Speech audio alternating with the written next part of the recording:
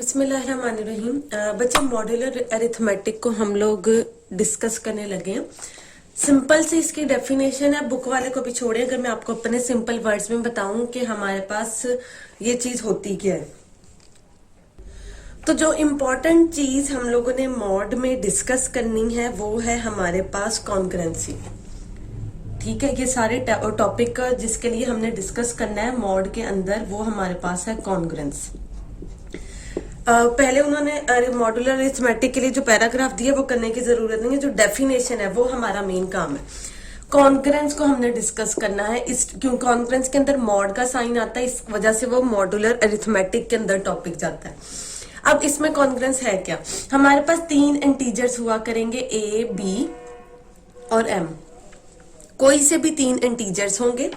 A B हमारे पास कोई भी इंटीजर हो सकता है। जो एम इंटीजर होता है वो हमेशा हमारे पास पॉजिटिव इंटीजर ही होगा, वो नेगेटिव नहीं हो सकता।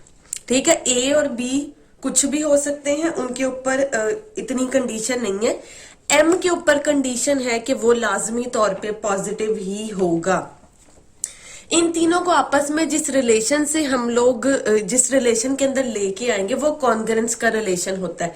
कैसे लेके आएंगे, हम लोग कहेंगे कि ए, पहले मैं अगर इंग्लिश में लिखूं, a is congruent to b mod m.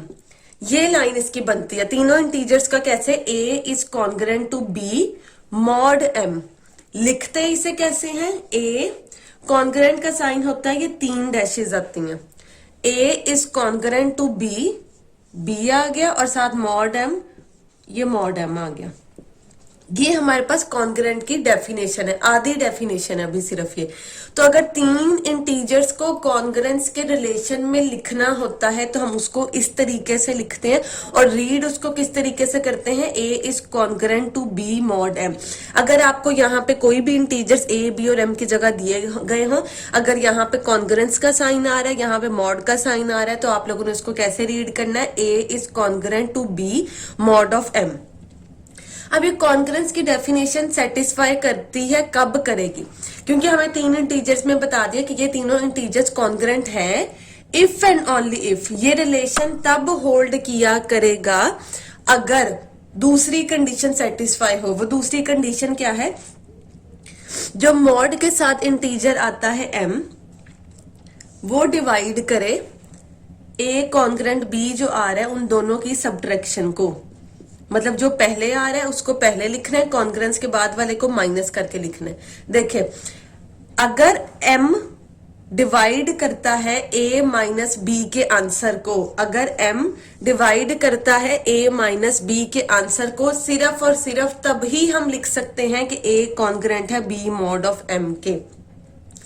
अगर m डिवाइड नहीं करता a माइनस बी के मॉड को तो कॉन्करेंस में हम लोग नॉट का सिंबल डाल देंगे। ये रिलेशन सेटिस्फाई करेगा तभी हम कॉन्करेंस की डेफिनेशन ये लिख सकेंगे।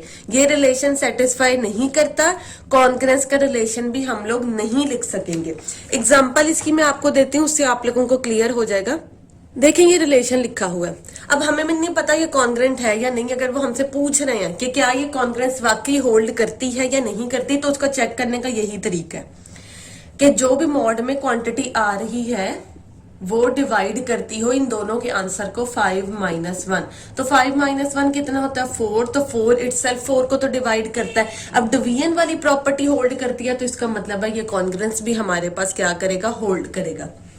आगे देख लें, अगर हमारे पास आए 3 कॉन्ग्रेंट,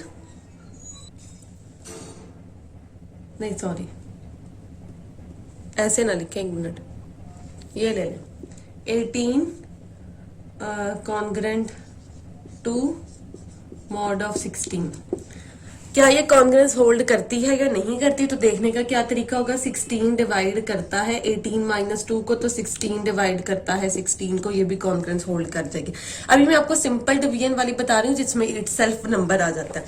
अगर इस एग्जांपल को देखें, यहाँ पे हमारे पास 15 होता तो हमने फिर क्या देखना था, 15 डिवाइड करता है 18 माइनस 2 को, अब 15 डिवाइड नहीं करता 16 को, तो ये कॉन्ग्रेंस हम कह देते होल्ड नहीं करती।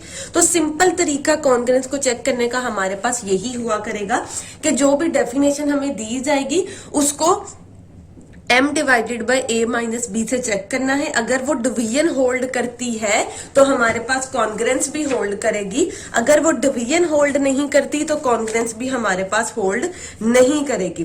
बुक पे उन्होंने जो डेफिनेशन दी है वो कह रहे हैं if a and b are integers and m में positive integer then a is congruent to b mod of m को लिखा कैसे करना है आप लोग ऐसा कीजिएगा, उन्होंने जो बुक के ऊपर लिखा हुआ है ना a divide a minus b, वो उन्होंने ये डिवाइड की जगह डिवाइड लिख दिया है। आप बेशक डिवाइड ना लिखें, डिवाइड का सिंबल ही डाल दीजिएगा यही वाला। अगर डिवाइड लिखना है तो डिवाइड लिख दीजिएगा, अगर सिंबल इस्तेमाल करना है तो सिंबल लिख दीजिएगा। ये आपके पास a congruent to b mod of m की क्या आ जाएगी, डेफिनेशन आ जाएगी। अगर ये डिवीजन वाली प्रॉपर्टी होल्ड नहीं करती तो उन्होंने कहा फिर कॉन्ग्रेंस के ऊपर हम लोगों ने ये वाला साइन डाल दिया करना। ठीक है, आगे जो इन्होंने थ्योरम नंबर 6 दिया हुआ है वो गलत दिया हुआ है, उसकी स्टेटमेंट में कोई इशू है तो ये थ्योरम आप लोगों ने स्किप कर देना क्योंकि वो थ्योरम ही गलत है। एग्जांपल नंबर 4 पे इसकी आए जो इसकी आगे दी हुई है।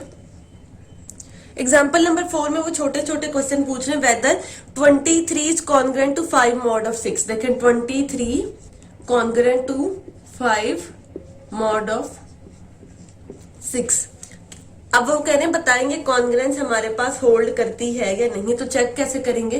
6 डिवाइड करें 23 माइनस 5 को, और 23 माइनस 5 का आंसर क्या आता है हम लोग जानते हैं 18, और 6 जो है वो 18 को डिवाइड करता है। अगर 6 18 को डिवाइड करता है तो हम लोग लिख सकते हैं कि 23 कॉन्ग्रेंट है 5 मॉड ऑफ 6 के।